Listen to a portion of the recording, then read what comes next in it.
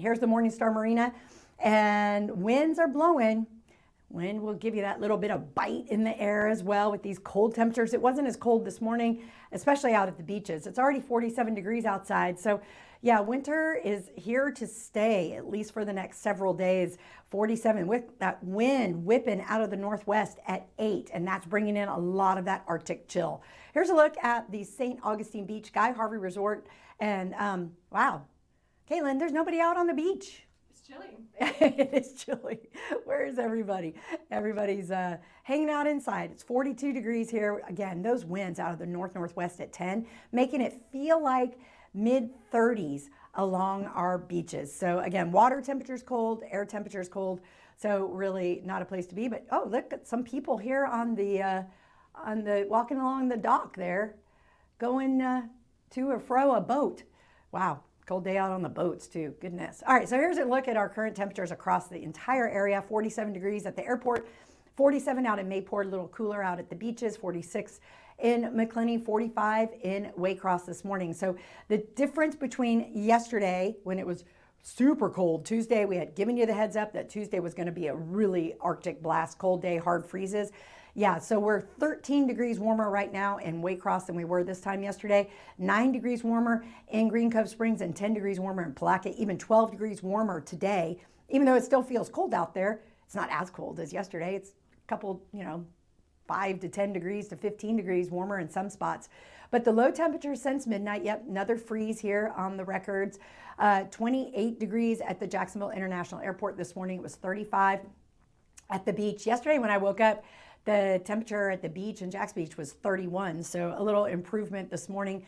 30 in McClenny and 31 in Waycross. Now tomorrow morning it might not be this cold. We might not have a hard freeze going into tomorrow morning, but to continue to monitor your pets, your people, your plants, your pipes, and of course protect yourself from fire dangers. We'll talk more about that coming up too. Wind speeds right now, again, I just showed you some of the winds out at the beaches, but the gusts also, oof, you're staying out there, your hands get cold, your feet, my feet have not warmed up in like 2 days, and I have socks on and boots, and my feet are still cold. So, definitely protect your skin. It's extremely dangerous. The wind chill is very dangerous when it touches your skin. Very similar to heat advisories that we have in the summertime.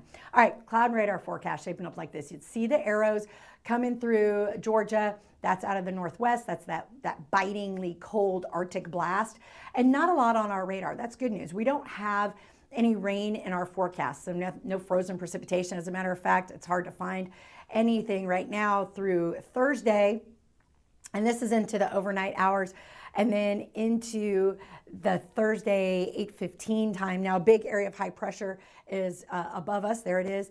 It's going to move on by, and high pressure usually means like more of a happier weather.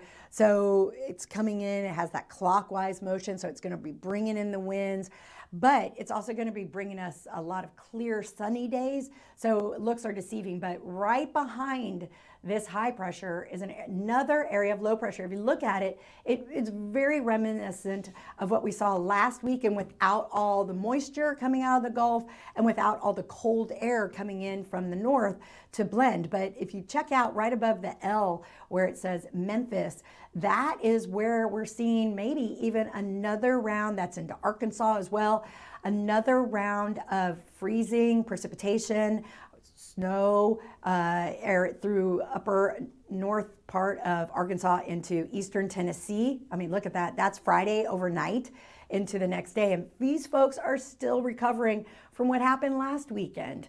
So this, though, how is this going to affect our weather? Well, this area of low pressure is going to start to move our direction over the weekend, Saturday into Sunday morning, bringing extremely cold, dangerous conditions. Sunday morning, very windy, very cold. The wind chills, some spots in single digits. We'll get there. I get ahead of myself. But for today, looking for a high of 57, and that will feel warm.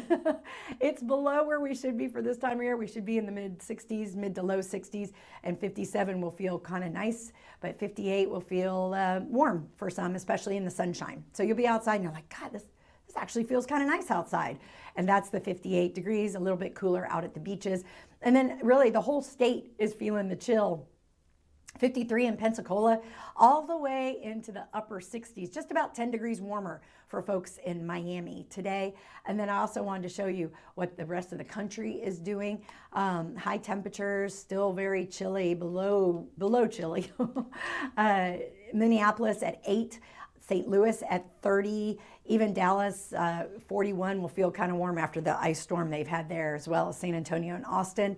And then moving across to the eastern seaboard, 22 degrees in DC, 43 in Charlotte. So everyone feeling the effects of this super chilly weather. If you want some 70s, you're just going to have to go out to Phoenix, or even Los Angeles is where the warmth is. And then tonight, clearing skies again.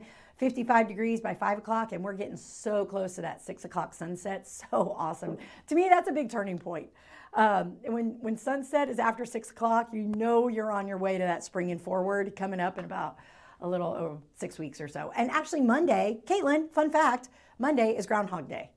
So. Oh, I hope he doesn't see his shadow. Right. So we'll have to keep an eye on Monday for Punxsutawney Phil. All right, temperatures dipping back into the 30s tonight. Now, here's the low temperatures for tonight. These lows are we have a freeze watch in effect for this evening going into tomorrow morning, likely a freeze warning. I need to see if they've updated it, but they're not expecting so much of a hard freeze, meaning duration of cold temperatures and then a little less frost accumulation because of the winds. So here we have the high temperatures for tomorrow, very much like today. So we're going to see 58 as our high today at the airport, 59 tomorrow. And then here's the lows for, that's not Tuesday morning, that's a typo. This is for actually Friday morning. So warming up slightly in the morning. Oh, the freeze watch is now probably a warning, which is why that graphic is not updated. All right, so let's jump ahead. I'll come back after the break. I'll update you on the freeze warning. I'm guessing they updated it before we came on air. So the Donna 5K, it's Donna weekend, right, here in Jacksonville, and it's all happening out in Jacksonville Beach at the Seawalk Pavilion. Now, the 5K is on Saturday, and Saturday, it's going to be breezy and a bit cloudy as that low pressure system starts to, encroach in our area. And by the time the race starts at 8 o'clock, it's going to be 45 degrees.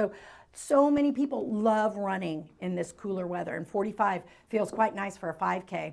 Well, Sunday, same spot, the Seawalk Pavilion, is the half marathon and full marathon.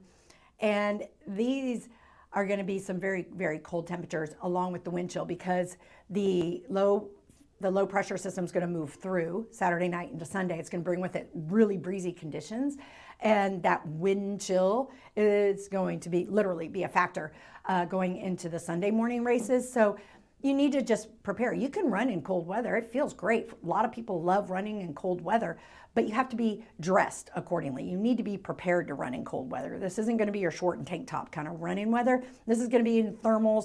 You want to preserve the sweat that comes into your body, that release body. You don't want the sweat to freeze when it comes out. That's when you get chilled. They'll have extra blankets. There'll be plenty of medical staff from Mayo Clinic on scene and on site. It's best to remain hydrated going into it. The one thing that could be a concern is the cups freezing. Could you imagine running a race and the water cups freeze? So these are all factors for cold weather running, but not likely to see this run canceled due to the weather, but just continue to follow socials if you are planning to run the Donna Marathon or half marathon, most specifically on Sunday. All right, here's the next 7 days, and still looking very winter-like going into Tuesday of next week. Can you believe it? We're still going to be in these 50s. The high on Sunday is only going to be in the 40s. Keep in mind, the temperatures that you see here on the 7-day forecast are for the Jacksonville International Airport. The beaches tend to be a little bit warmer, and inland can be a little bit cooler in southeast Georgia. So this is just the airport where the forecasting for the National Weather Service takes place, and we gear our forecast to that as well. So just information about that. But you know what? It's a good segue, actually, into the next part of our show. And when we come back from our break, I'm going to update you on the freeze warnings going into Thursday. But when I come back, I had the amazing opportunity on Saturday, this past Saturday night when it was kind of drizzly and rainy, to go to the National Weather Service office here in Jacksonville. It's at the airport. And there's a group of us, and we got to see a balloon launch. So when we come back from the break, I have information about what a balloon launch is, why it's still relevant, and all sorts of fun facts about balloon launches, including a fun video. So you're going to want to stick around for that. We'll be right back. Welcome back to the Weather Authority Weekday Show. I'm meteorologist Michelle McCormick, and I had the most fun Saturday night at the National Weather Service office right here in Jacksonville doing a balloon launch. So what does that actually mean? Well, we can pull up the graphic here and I will tell you. All right, so they do balloon launches twice a day, and we win at 6 p.m. So during regular standard time, they do it 6 a.m., 6 p.m. When we go into savings, or when we go into daylight savings in March, they do them at 7 p.m. and 7 a.m. And they do it at approximately 90 locations, 90 National Weather Service locations across the U.S. And the balloons, they're approximately 6-foot balloons. And they are filled with, in our case, hydrogen here in Jacksonville. And they carry a radio sonde. I'm going to talk about that, which is an instrument that is used to collect upper air data, including temperature, wind, humidity, and pressure. And it helps them with their accurate forecasting. So the balloon itself can expand in air. So as a balloon lifts and it gets into thinner air, it has the opportunity to expand. So air expands in cooler air, right? And higher it goes. And it could be as big as 25 feet in diameter, these balloons. It's so crazy.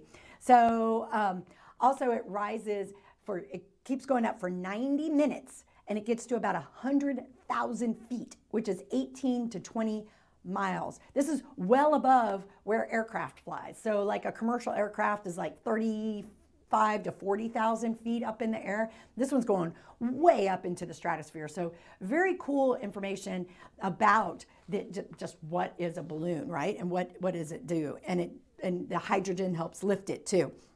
So those are just some of the fun facts about the balloon launch. And then there's something attached to it, the data piece, which is this radio sonde. And this is a sensor for the temperature, humidity, pressure. It also has a GPS receiver for location. And it is continuously bringing back information into the National Weather Service. And it takes them a couple hours to parse through all the information that's coming in. And it's really quite fascinating. And they say if you ever find it, because honestly, I was like, what does this become, like space junk? And it does. The balloon eventually bursts, right? Because it can only go up so high, and it's going to burst because it gets so big and expansion, and then it bursts. Well, the balloon where we are in Jacksonville, the balloons mostly fly and end up over the ocean. Well, the radio sonde is an actual piece of equipment that drops. So I'm going to show one more picture. That's what the radio sonde looks like. And it fits in your hand, and it's at the bottom. So you have the balloon, and then there's a 100-foot string, and then this is attached at the bottom of the string. And this is what goes and collects the data. And they say, hey, if you ever find one of these, you can dispose of it in the trash, or you can return it. There's some information on that piece of equipment to return it. So I have a video. They let me actually hold the radio sonde in my hand while the balloon was being launched. And so this is Danny Dubois from the National Weather Service office here in Jacksonville talking us through their balloon launch. We get a nice vertical profile of what's going on. He's recording. He's going to be far better than me. It's stressful. But yeah, so this goes up right there. We're going to lose it really fast here because we have very low clouds today. Yep. And the other challenge we have is the wind is a little breezy and I won't hit the building. So we have a little wind vane up on that little cell phone looking tower there. So I'm trying to see what's going on here. So what we're going to do, might have to go in the field a little bit here. Okay. I don't want to hit the building. So no, we don't want to hit the building. That's no fun. So you leave it on the hook? Yeah. Well, no, okay, yeah. Because what we literally do is, the instrument's just, it's about 100 feet of rope that's tied up to it. and to keep it away from this, because this balloon's going to expand like crazy as it goes up in the atmosphere. So we're trying to keep it, you know, like. So what can Michelle hold? Can she hold the radio on? Let her hold the radio on. Oh yeah, dude. I'll just do it. Okay, I was gonna say, well, And all you're No, gonna do, so- Michelle, is just keep it in your hand, and when it takes it, it takes it. okay. Yeah, so I'm just going to move away from the building a little bit because I don't want to accidentally hit it here. So they're going to. Do I come with you? Yeah. String management is the hardest part of this job. It is. Yeah. It's like Don't get string caught up theory. in the string. Because I think so. You might they're want to done. be careful of where you're standing because it's probably going to go that way. So, okay, so what I'm going to do is all I'm going to do is I'm going to release it, let it mix it up, just let it go. All right, you ready? Here we go.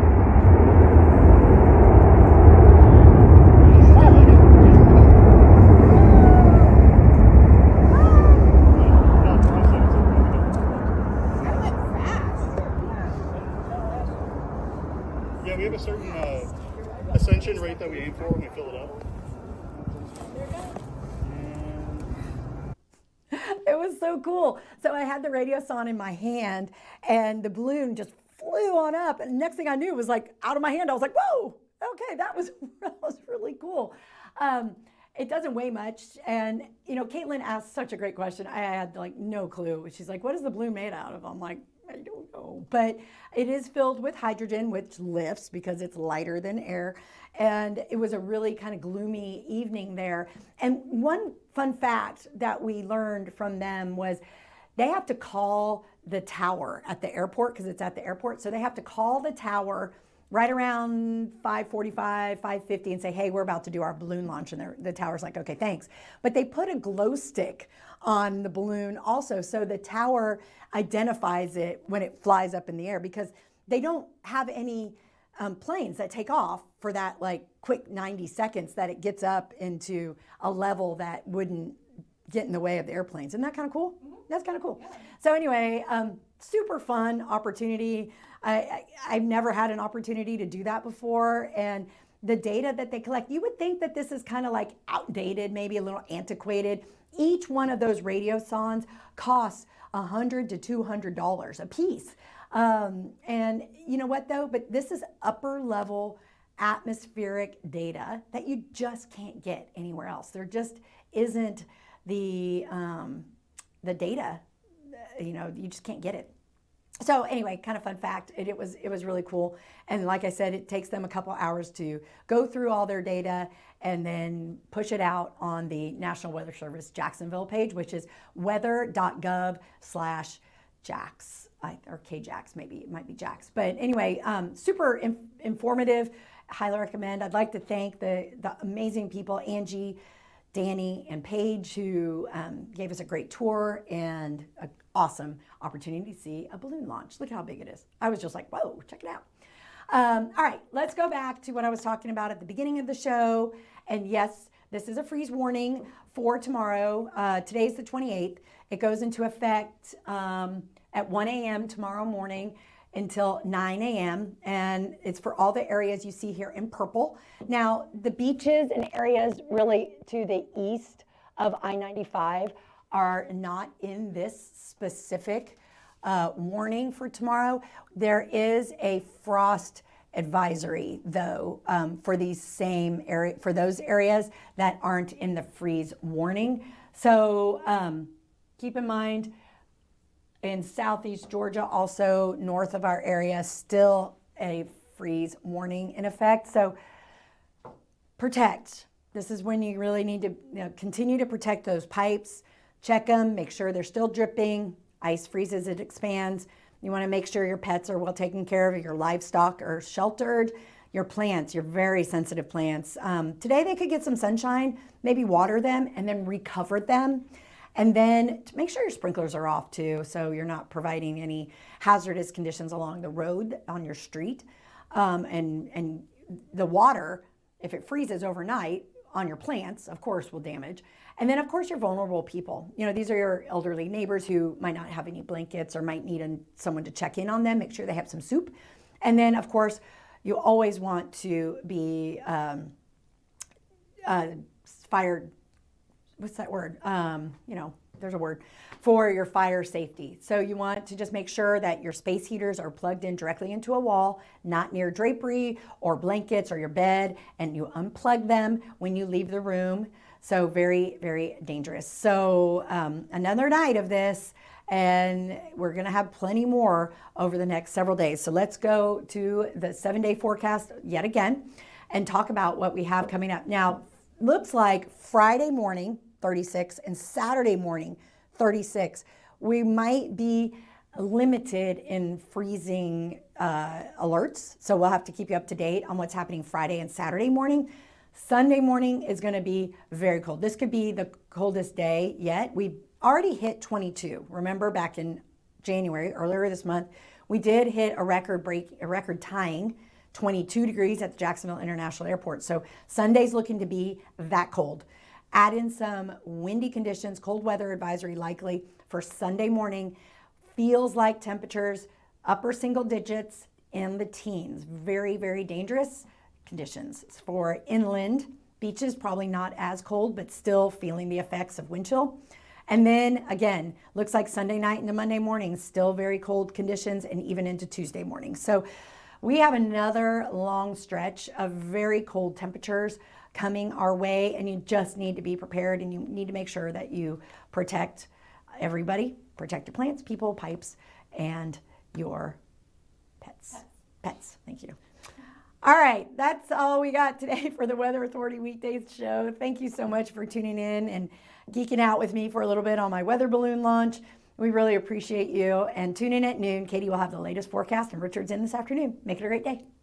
See why every day more people are choosing News4JAX, Northeast Florida and South Georgia's #1 source for local news.